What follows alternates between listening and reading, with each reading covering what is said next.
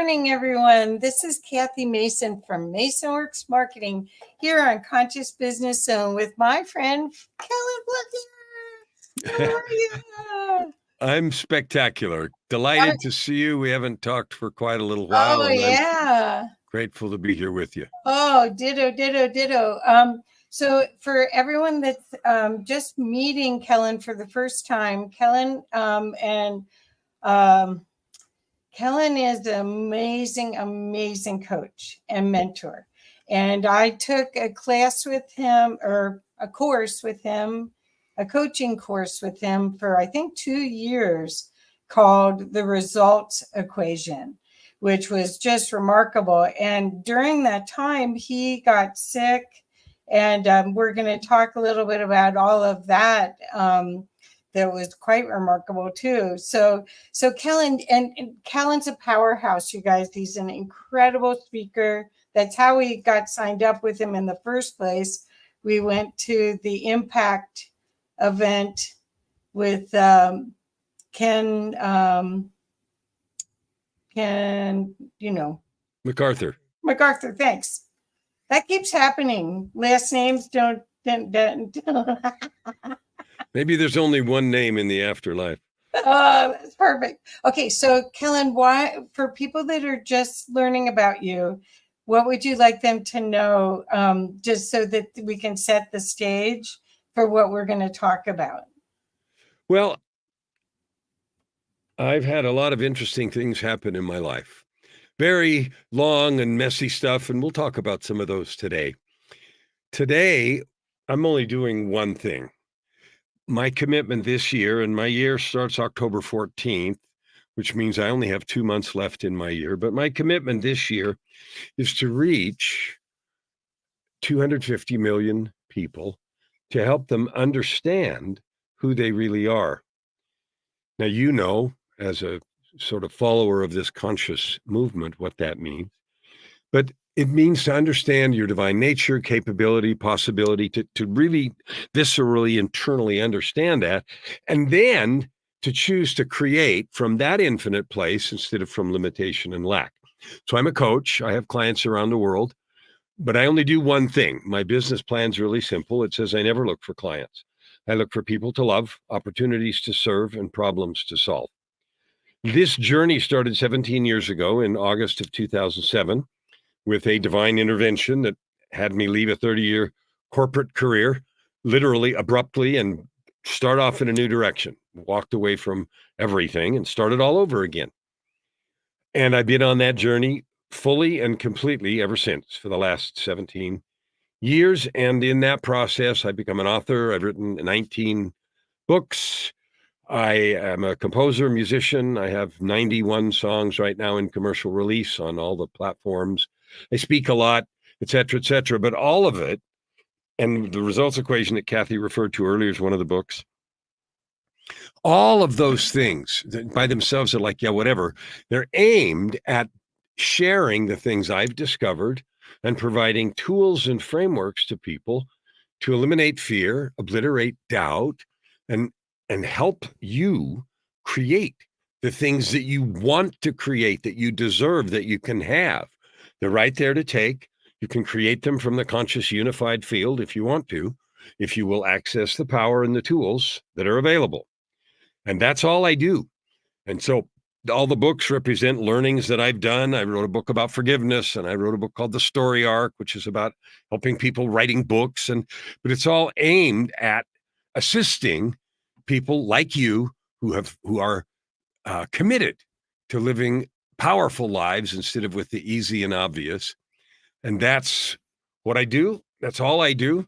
But it's fun because I'm still doing music. I've got 3 more songs that'll go up pretty quick. And I just had a delightful conversation right before this with a fellow I'd never met before. He saw me speak somewhere and was just anxious to reach out. And we had a deep and powerful conversation, and that will continue. And in that process of serving and loving is where all the magic happens, because we're built to love and serve each other. So perfect. And everyone, I seriously highly recommend, if you're looking for a mentor slash coach, that Kellan will hold your feet to the fire and ask you the questions that you didn't want anyone to ask you because you can't hide anymore. But yeah, I miss you. I miss you a lot. Well, So thank you. life happened. Life happened to me, so I had to shift. But I really miss you and Joy a lot. I really have benefited tremendously from our time together. Well, I want to really honor you for this work that you're doing, for your conscious marketing, for the books you help publish, for the intuitive guidance you give people in their marketing, and for the effort that it takes to put on a show like this. So I want very much to acknowledge you, to honor you for the love and passion that you put into the work that you do and the person that you're being. Thank you. Thank you. Well, you saw me before. So you saw me before. That was 5, 6 years ago. Yeah, I think that Years, was maybe. 2017, so 7 years ago. Yeah. So let's give people a little bit of an idea about your your journey. You're teaching classes and or coaching groups, kind of, and working one on one with people, and all of a sudden you don't feel well. And do you want to share the near death story a little bit here? And then what I thought we'd do is talk about the ions thing at the very end, but get people so they really know you for the bulk of our conversation. Okay. Well, Okay. in 2018, like I mentioned, my spiritual journey, as it were, awakening happened in 2007. I was a big shot executive, and I was a mess. I was a drug addict, $3,000 a week, cocaine addiction. I'd attempted suicide a couple of weeks before, and some dramatic stuff happened in August of 2007 that made me walk away from everything I'd been doing and start all over again. In that process, I began to write books, and I created a coaching practice. I hadn't been a coach before that. I'd been an executive and that sort of thing, but it was making radical changes in my own life and realized that those would be valuable to people. So that's what started me in the coaching direction, was a desire to be of service, because I saw, all this stuff that's happening to me, it could really be helpful. So I went along for 11 years, and now we're in 2018. My coaching practice is well established. I'm running several coaching groups of different kinds and private coaching clients. I'd written several books and so forth. Joy and I went on a cruise. We'd never been on one before, so I don't know why, we just hadn't. But we went on a cruise, and I got sick at the end of it, and I came home, and there's a whole story there. But I'll tell you the crux of it. So finally, we got home from the cruise, and I got sicker and sicker and sicker. I got sick on Monday in Oslo, Norway, and we were going home the next day, so there was no real need to change flights or anything. So I came home and didn't go to the doctor for the week. I didn't go till Friday, and Friday I went to the walk-in clinic that they have here in Canada, and I've been going downhill all week.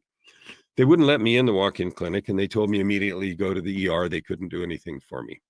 So that was kind of a wake-up call. I went there and to the ER, and immediately I was taken in, like literally in 10 minutes. So I must have, really scared the crap out of people. I don't know. But anyway, over that afternoon and evening, I got worse and worse. And the doctor came in, and, they were MRIing and X-raying and all that kind of stuff, and kind of went like this: well, at least you have pneumonia in both lungs, but there's something worse. Then they came back and said, yeah, we're going to put you in the ICU. Then they came back and said, yeah, we're going to put you in biological isolation.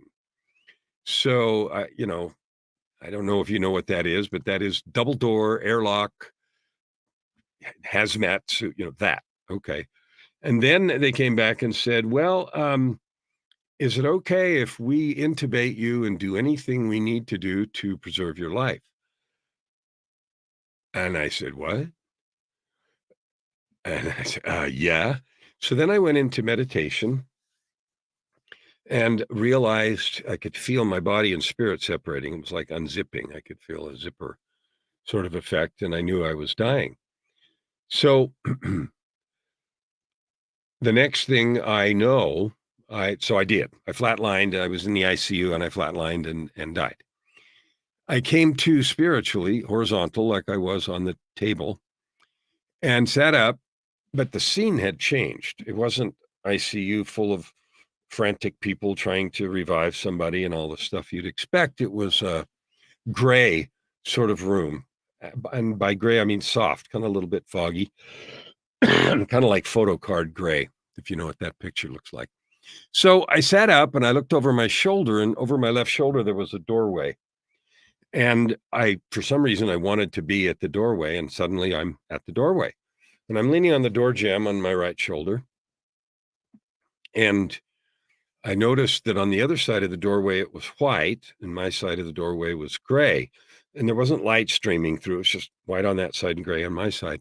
And then I saw someone on the other side standing on that white side, leaning on the door jamb, just like arm's length away. And that individual looked at me and he said very clearly, "Do you want to come home?" And so in an instant, I knew who I was talking to, what the doorway was, and what the question meant. So we talked about it for a while, about what had happened 11 years before with the divine intervention, what I'd been building since then, and all the things that had gone on. And then I thought about everything, and we talked about what else there was to do and what I had planned to do and all of the rest of it. And finally, I answered the question. I said, "Well, I'm not done." And he said, "Okay." And that was the end of the first conversation.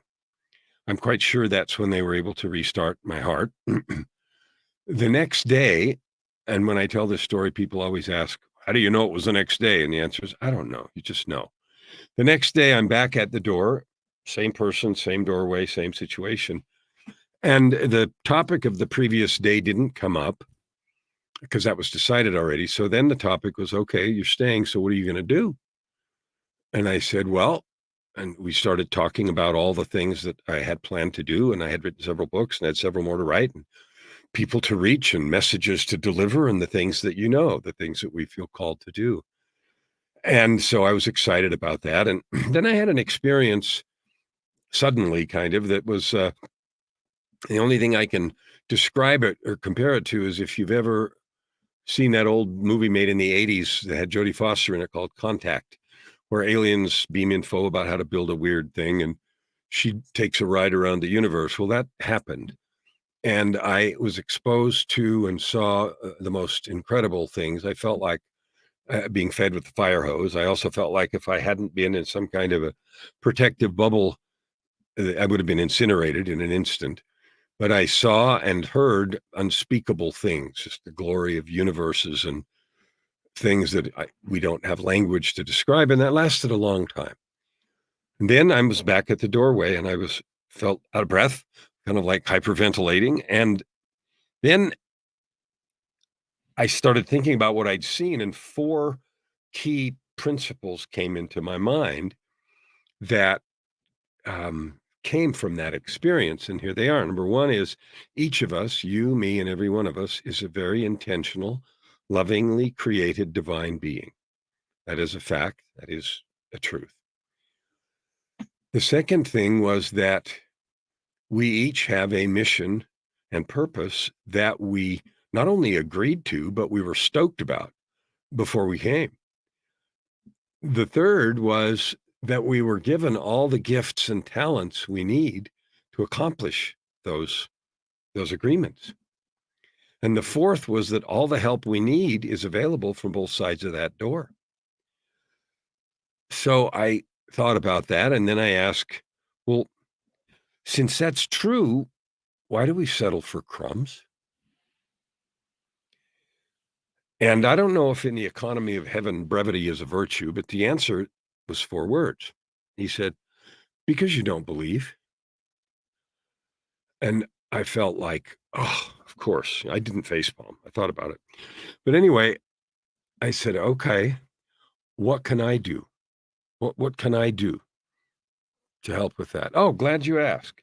So then what came next was a framework that I wrote. And I wrote a book called Meeting God at the Door: Conversations choices and commitments of a near-death experience, in which I describe in much greater detail all of this.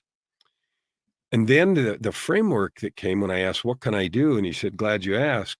I've written in a companion book called The Book of Context. And the reason I named it that was because, well, that was the name that was given.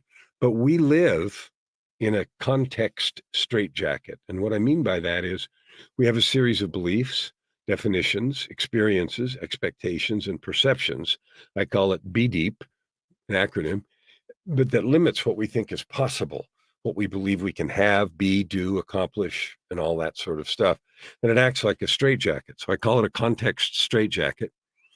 And the framework that came in that conversation was about how to change those deep-seated beliefs, how to identify them and change them. And so I wrote that in a companion book called, not surprisingly, The Book of Context. And I put that in a separate book because it was too long to put in one book, and it was, way off from the narrative of the experience itself. So then that second day was by far the longest conversation. And obviously we have no perception of time in a place like that, but it felt really long. The third conversation took place the following day, and I was back at the door. And this time I felt like I was, somebody bouncing on one of those rubber balls that you use to sit, doing, doing, doing, doing, doing. I was all excited, and I was repeating, the four truths and the framework and the context and all that stuff in my mind, really vibrant and excited about it. And we're back at the door, and this time the conversation was one question. And he looked at me and he said, "Are you sure?" And I panicked. I thought, what do you mean, am I sure? Am I stupid? Am I biting off more than I can chew? Am I getting in over my head? Like, what do you mean, am I sure? And so we talked about all those possible things. Can I do this? Will you help me? All of the possible ways that I could interpret that question. And finally, when we discussed that, I said, okay, I'm sure. He said, okay. And that conversation ended. Nothing more was said, but it ended with a finality that I knew we were done. And some 14 days later, 17 total days, I was in a coma. So some 14 days after that third day conversation, I came to consciousness.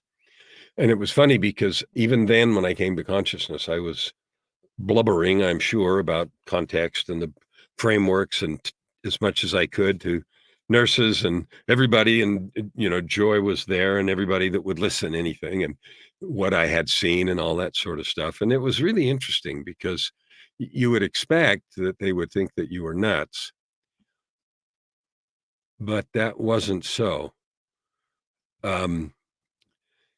Later, when I got out of the hospital after a month, the infectious disease specialist said to me, "I need you to come back and tell me what you saw." And I told him about the book that I was going to write, so forth. So he has, that knowledge. But anyway, that was the description itself. And when I got home, I'd lost, in the coma, I'd lost 35 pounds. I couldn't walk. I couldn't move. Completely destroyed my body. The disease that I had was a necrotizing MRSA in both lungs and in the bloodstream. And the infectious disease, it's a teaching hospital, the University of Alberta. The infectious disease head of the department came and told me what I had. And he told me also that the 10-day kill rate of what I had was 100%. In other words, there's no way I could have lived through that. And, I've known that, and he told me that. And it was funny because a month or two ago, I was on a podcast with a nurse, and she was interviewing me, and she asked me some questions, and it wasn't about NDE or anything, but somehow this came up, and I told her the thing that I had, the disease, the infection that I had, and she looked at me and she said, "You can't, you're dead." And I said, "Yeah, I know." And I got the chance to explain what had happened. But anyway, so that's the substance of the experience, and it was a lot longer in terms of depth and detail, but that's the outline of what happened. Well, I want to share from the the support team side as you were going through all of that, because I was in that group while this all happened. And so there are a bunch of us pretty much holding you in our prayers every day, because you were fine. I saw you in LA at that video event you enjoy. And I mean, you were okay. And then this happened, like it seemed like out of nowhere. And then what I just want the audience to know is that Kellan walks his talk. A lot of people tell stories about their challenges, and but he's so authentically real with you that you feel comfortable being real with him. And what happened after he got well enough that his body could work, he wrote 2 books. And I read both of them and put a testimonial in both of those 2 books. I didn't even know about, I've got your website up if we want to show it about all the other books. But I mean, truly amazing. He got his marching orders and he went right back and fulfilled his commitment.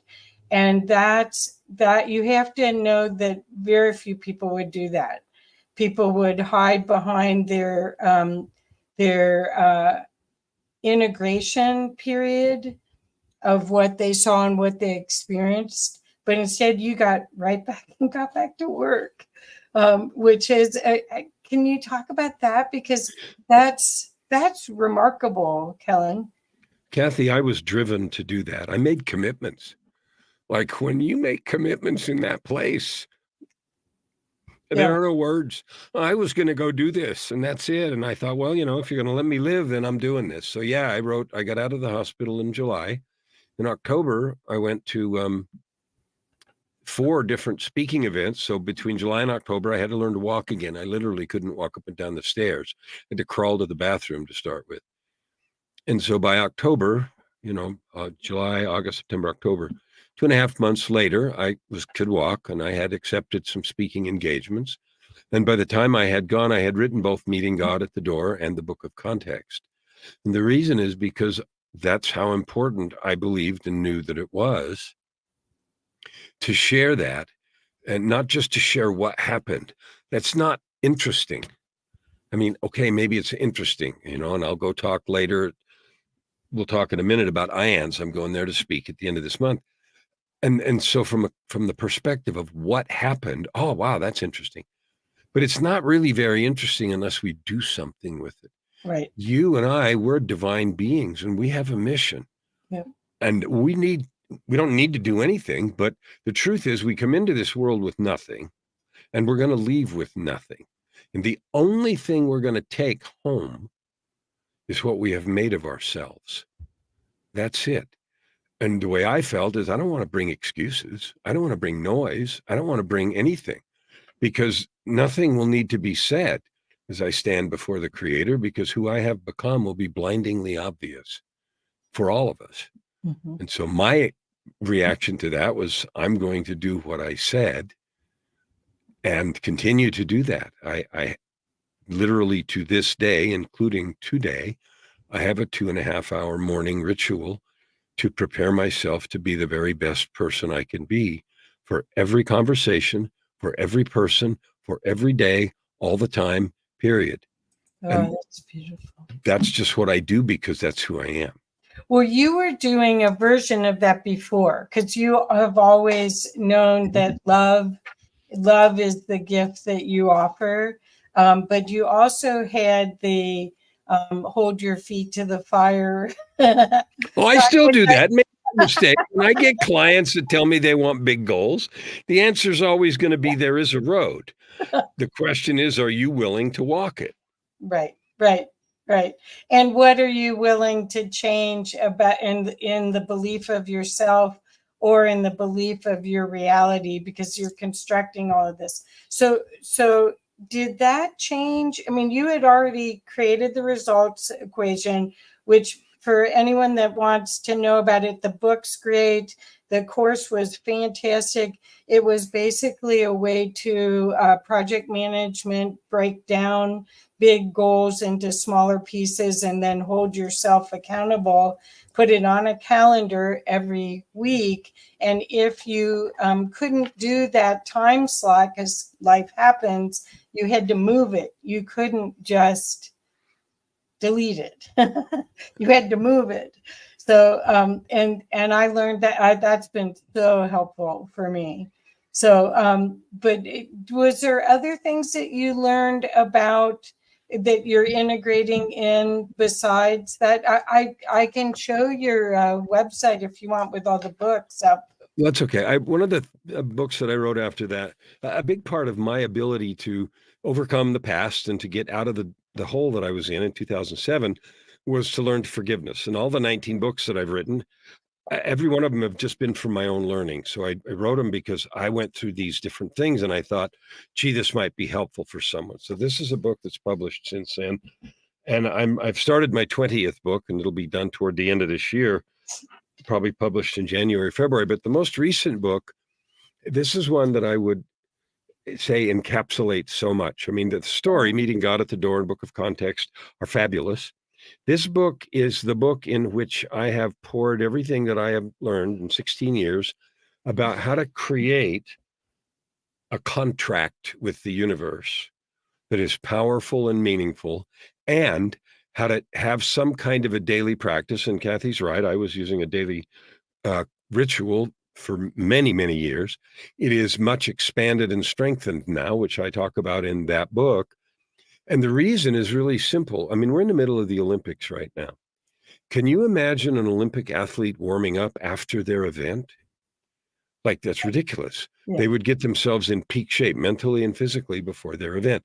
Well, each day we have, like, I don't know why we're created to die every night and get recreated every morning effectively, or sleep away a third of our lives. I don't know.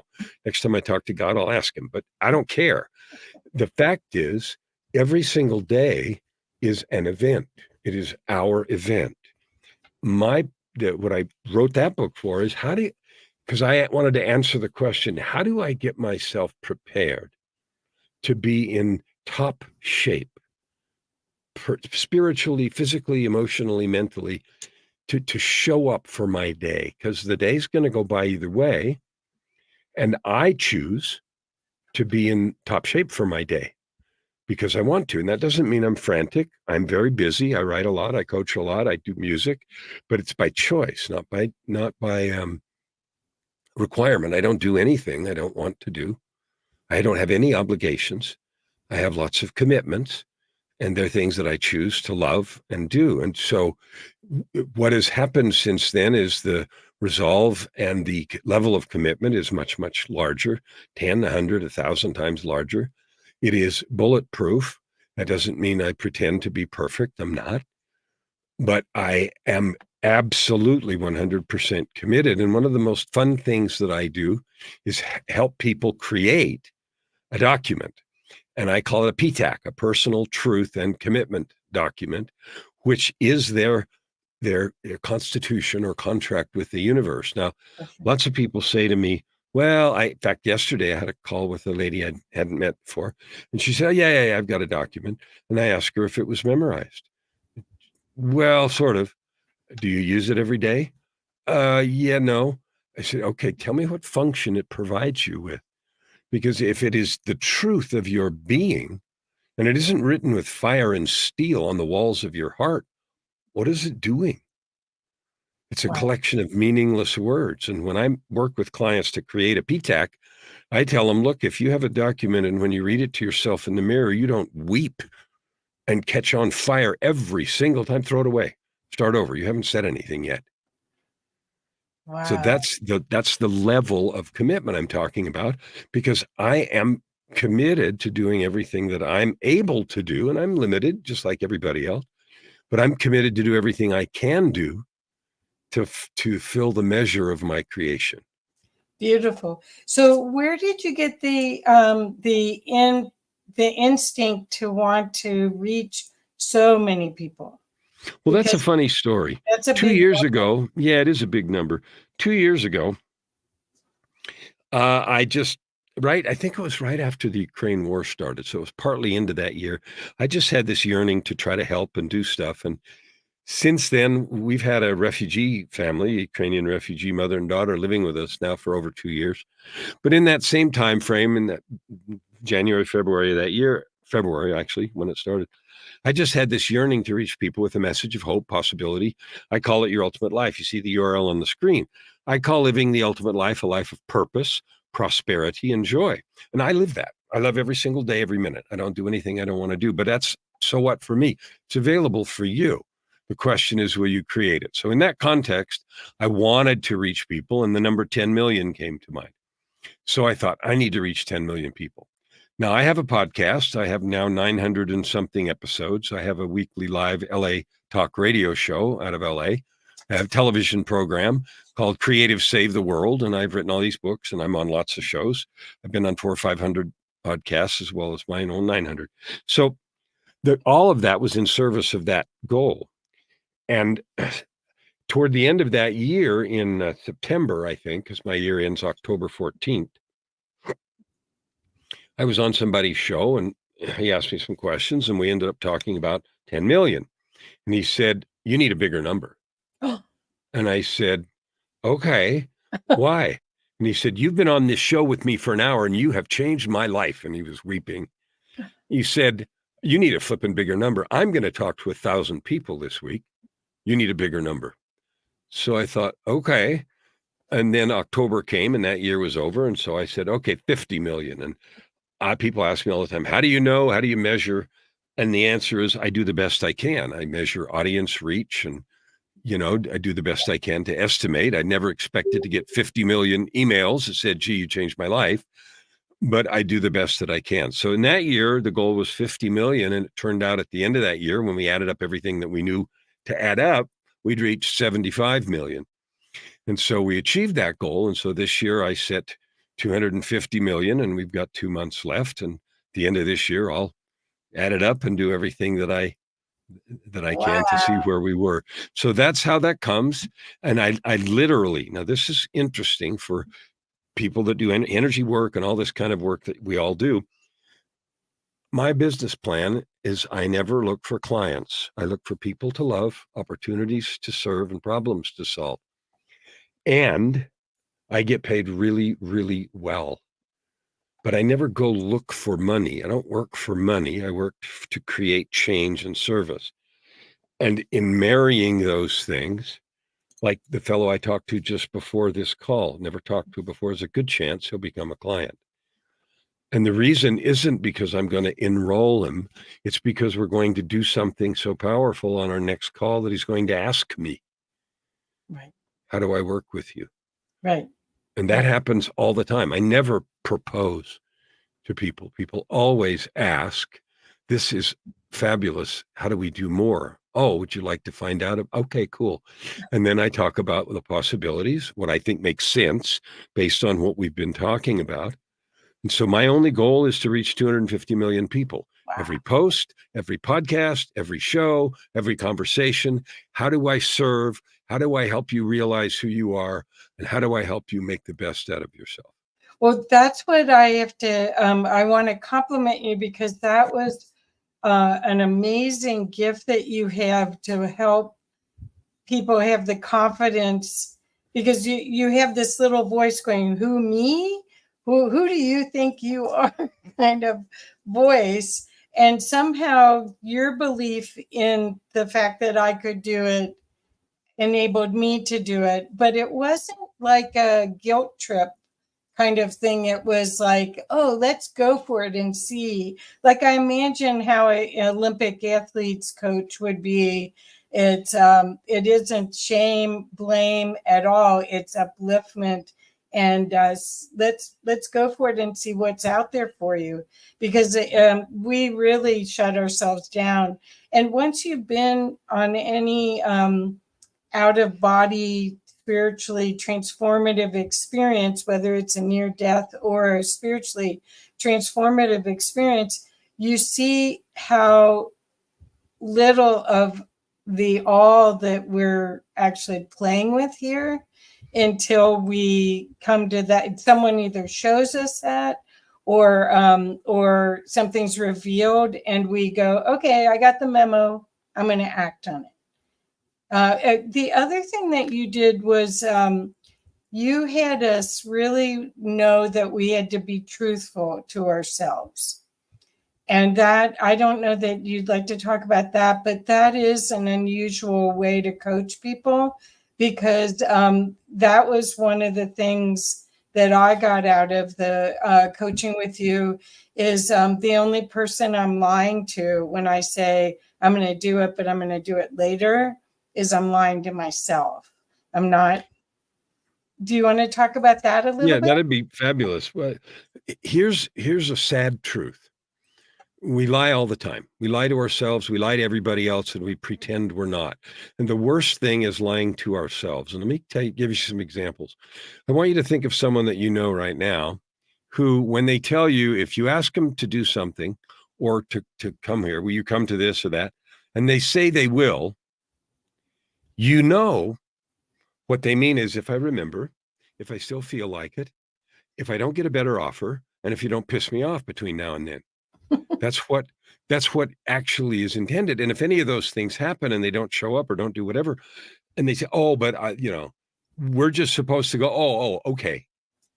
And then that same person, if they really want you to believe them, then they add a bunch of words like, no, I swear. No, really, this time, no, I promise that. They add a bunch of extra crap because we don't tell the truth as a matter of course in our world. The most difficult and dangerous thing is when you make promises to yourself that you're going to do something and then you don't. What you do is you teach yourself you can't be trusted. You teach yourself you're a liar. And that is so damaging because you don't go into things with the expectation of completion and truth. So here's how I teach to change that.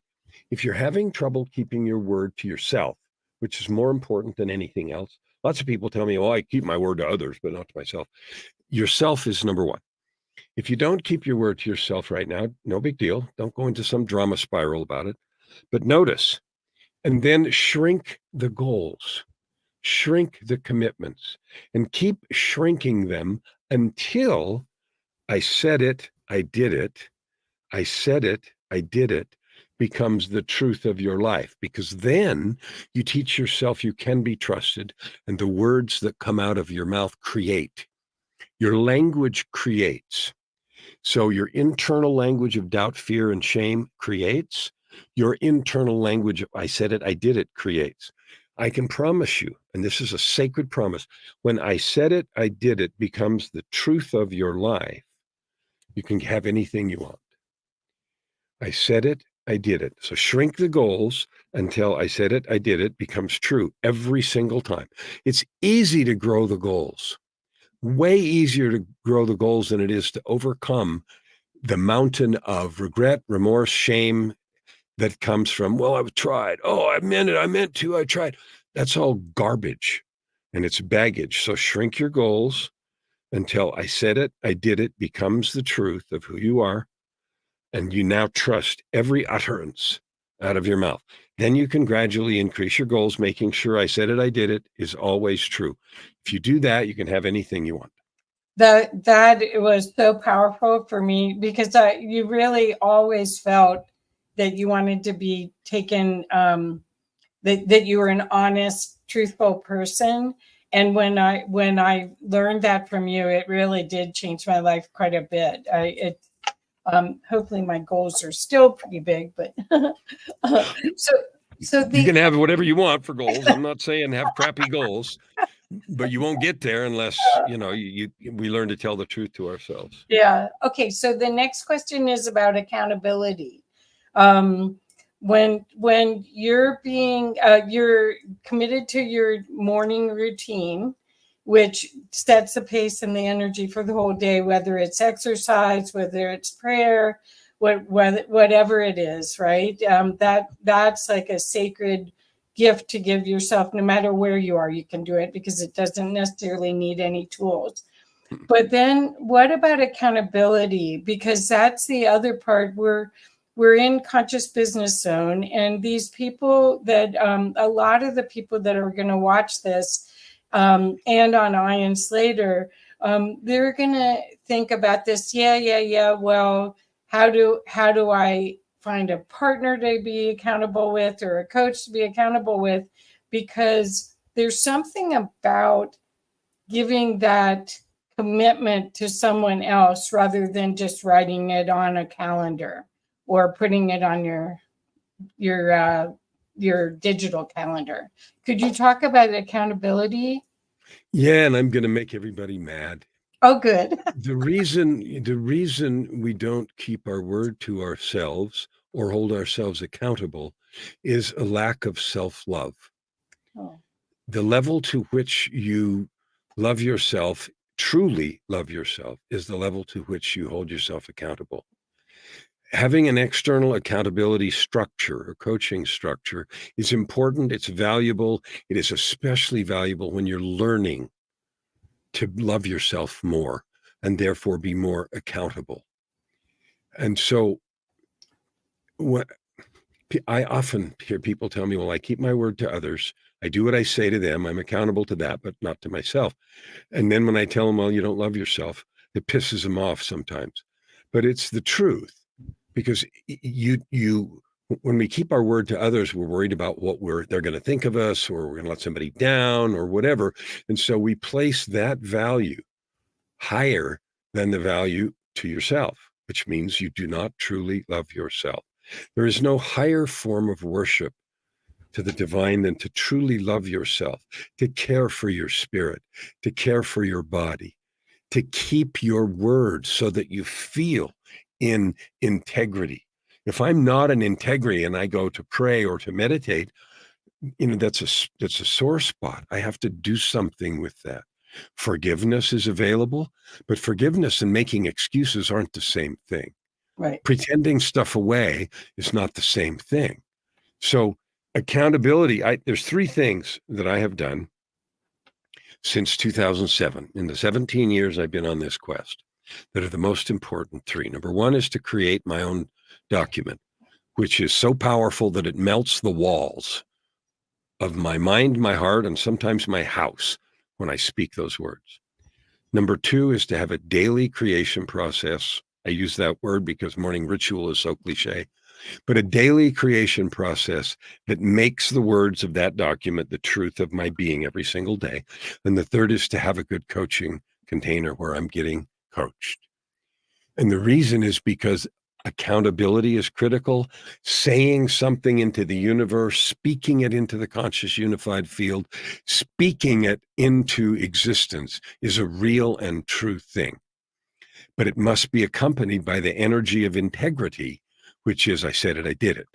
So an accountability structure, container, coaching, get a coach is a short way to say that.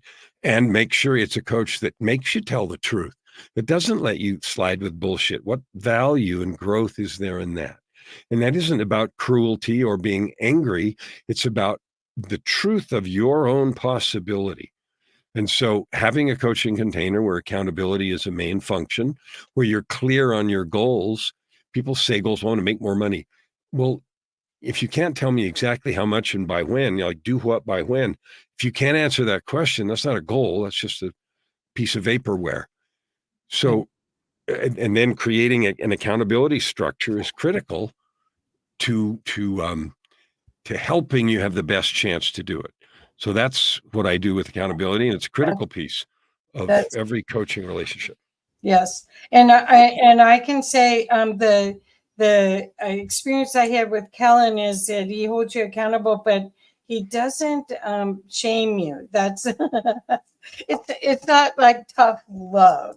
It is love, and then you learn to love yourself enough to do what you said you really wanted to do, what made your heart sing. So let's go on a little bit. I'd love to show your website and show the books. Is that okay with you? Sure. Anything you want to do, go right ahead. Okay. So here we go. So people can see all your incredible work, and you can see that was Kellan. That those pictures were taken after you got out of the hospital. So and here is the new books, which I don't have all of these yet. No, if I hold this one up, I would, if a person wanted to, I mean, people ask me all the time, what book should I start with? And my answer is always depends on what you want. If you want to Yeah. read about the NDE, meeting God at the door. If you want to read about the results equation, which is a way about getting things done, fine. If you want to read my own personal story, start with Tightrope. If you want to learn how to write a book, start with the story arc. But this one is the most recent book, and it's not on there yet. Yeah. Okay. We haven't created that yet, and neither is the book Forgiveness. I don't think that one's on there yet either. But so we need to redo those, and I'm starting number 20 right now, and I'll be done in a few months. Just figure out your purpose. The book isn't going to do anything for you. You can go to any conference you want or coach with anyone you want. It's not going to do the work. You can watch 1,000 YouTube videos of someone doing push-ups and your arms won't get any bigger. You have to do, I call them PD push-ups, personal development push-ups. And the shape of those push-ups is different, depending on the goal you're trying to accomplish, keeping your word, or being in integrity with your intent, or your relationship with your partner, and whether or not you're being who you seem to be. One of the things in my own PTAC, my personal truth. Well, that's the other thing. I never share that, but I did share my documents in this book. And the reason I did isn't to tell anybody what they needed to do, but to give an example. So that's the only place I've ever shared my documents. But one statement in my document is, I am my word. I speak only truth. I do what I say. I am who I seem, with simplicity, transparency, and integrity. Now, making that part of my being and conscious creation every single morning reminds me to guard my mouth, to guard my internal dialogue. What is true? What is actual? What is real? What can I depend on? What would I speak to my creator?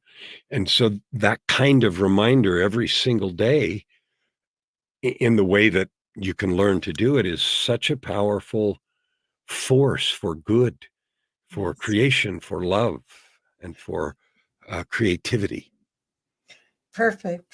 Thank you. So I want everyone to know that you are going to be a speaker at this year's IONS conference in Phoenix. And every year for the past 3 or 4 years, I've been a volunteer for them for 7 years. I've been sending you the form to fill out to be a speaker, because I know you're going to just help so many people. But this year you get to do it, and you're going to talk about how your NDEs changed you. Is there anything you want to talk about with that? Because I want people to know that if you can't be in Phoenix for the IONS conference, that most of the presentations are recorded, and you can get an online ticket and watch it instead of Netflix for every dinner for the next year. But and the energy, you'll see the energy of getting 300 to 500 near-death experiencers in one area is like going home. It is a field of palpable love and knowing, where people came back from that place and they want to live that energy here.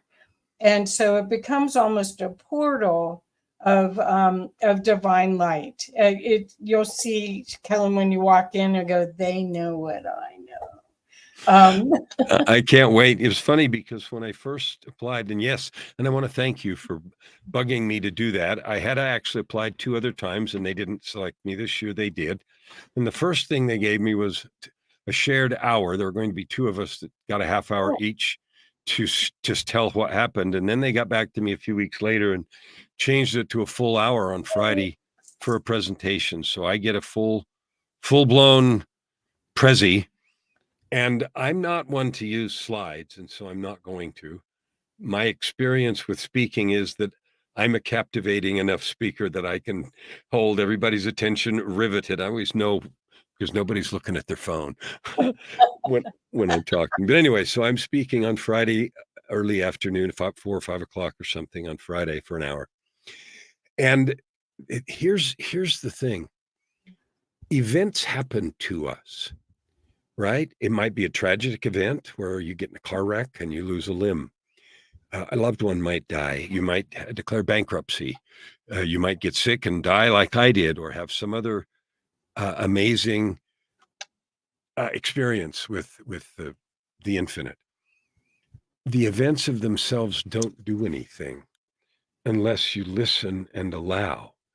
When I had the divine intervention in 2007, which we didn't have time to talk about today, but it's written in the book Tightrope of Depression, if you're interested in what happened there. When those things happen, they only matter if you integrate, Kathy mentioned that, but then if you allow it to change you, and they matter to the extent they change you. Someone said to me once, the meaning of something is the difference it makes. If it makes no difference, it has no meaning. Beautiful. And so if you think about the difference, whether you've had an experience or you listen to someone else's, there were a certain number of people that saw Jesus when he was here. And that was only a few, a few hundred or a few thousand. And compared to the billions, well, it is through the shared experience of that individual and others that we pass things on and learn. And the only thing that matters is the difference you choose to allow an experience to make in your life. And that is your choice every time, all the time. If you're trying to go somewhere to have to have it do it for you, you're going to be searching for the rest of your life to go find the thing that's going to do your push-ups. It ain't going to happen. Well, what I find and what I wanted to share is that it's a remembering.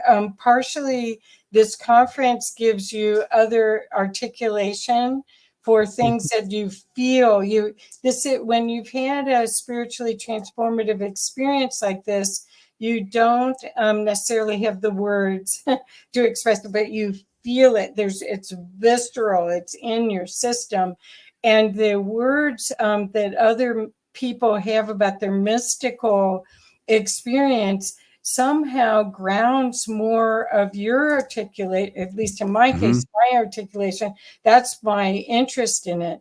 And I think the energy of it is grounds new people's, because there's a lot of people that come to these conferences that have had no one to talk to.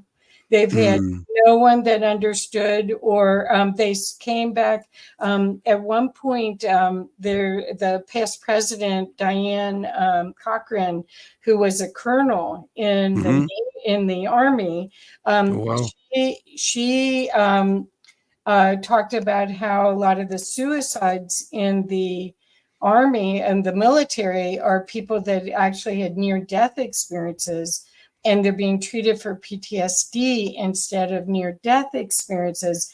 And all they wanted was someone to listen to them and validate them. And they left.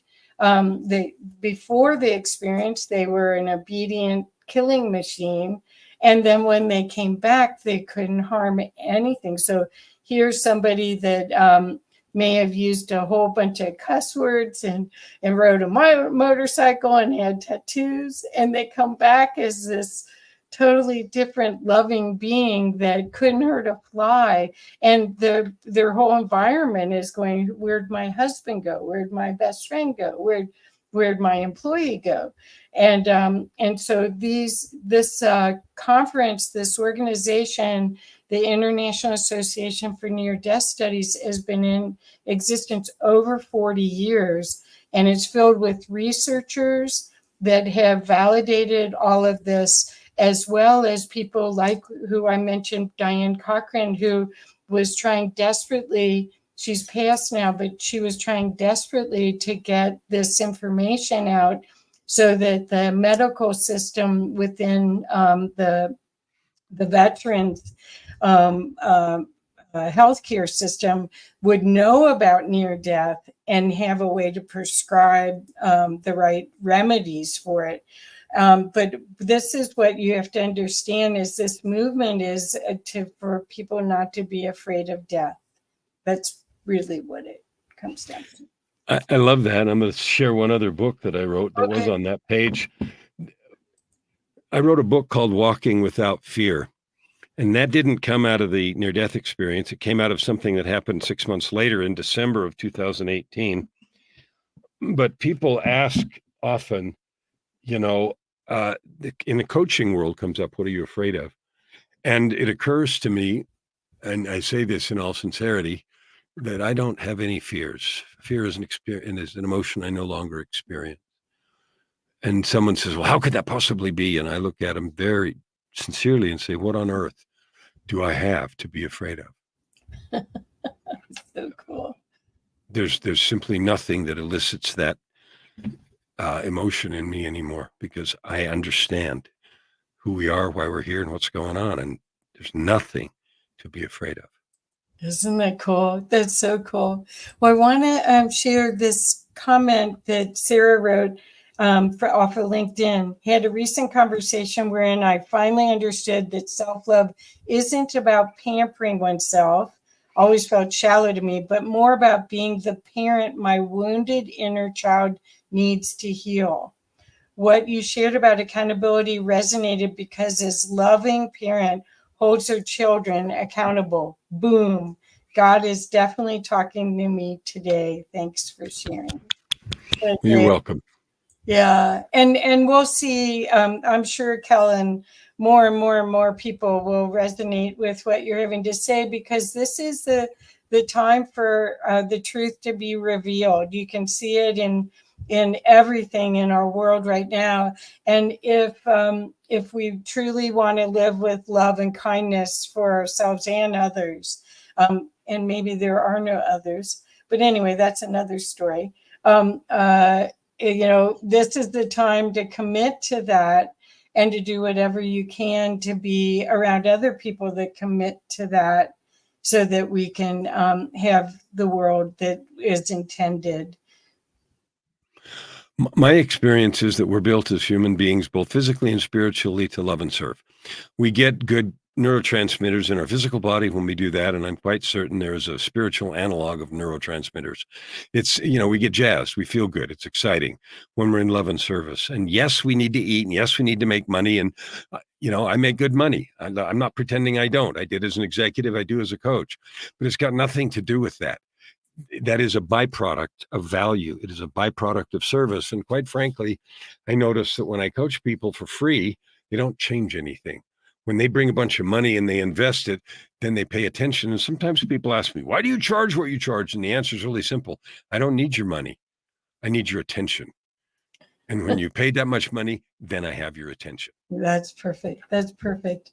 Well, and who said that being spiritual and being wealthy don't go together? I mean, that's the other thing, is like that when you've seen the bigger picture of all of this, we're creating it all every day as we speak. So that's the thing. I just want to encourage everyone who hasn't known about Kellan before to go to his website, which you have two. I put the other website up. It's fine. Yourultimatelife.ca is where there's a freebie, 5 master keys to creating your ultimate life. My name, KellanFluckiger.com. My books are on Amazon. When you got a weird name like Kellan Fluckiger, you can't hide. So if you spell it right, you can find me. And if you tell me you can't find me, you're either not trying or you spelled it wrong. Oh, that's funny. And if you pronounce it wrong, you're in trouble. So anyway, well, thank you so much, Kellan. And I know you're going to do incredibly well at IONS. And I just wish you so much love and happiness, and just appreciate you so much. So thank you again for today. And let's keep more in touch, because you're a force to be reckoned with, man. Well, I hope to be a force to lift and bless 250 million this year. Wow. You and your audience are included. Yes, of course. And again, you guys, Kellan will be a speaker at the IONS conference. And the way that you can get that information is go to ions.org or conference.ions.org. And please, please don't miss this opportunity to see the bigger picture and be blessed by all of this knowledge. Thank you, Kellan. Bye, dear. Thank you Bye-bye. all. Thank you. Bye-bye.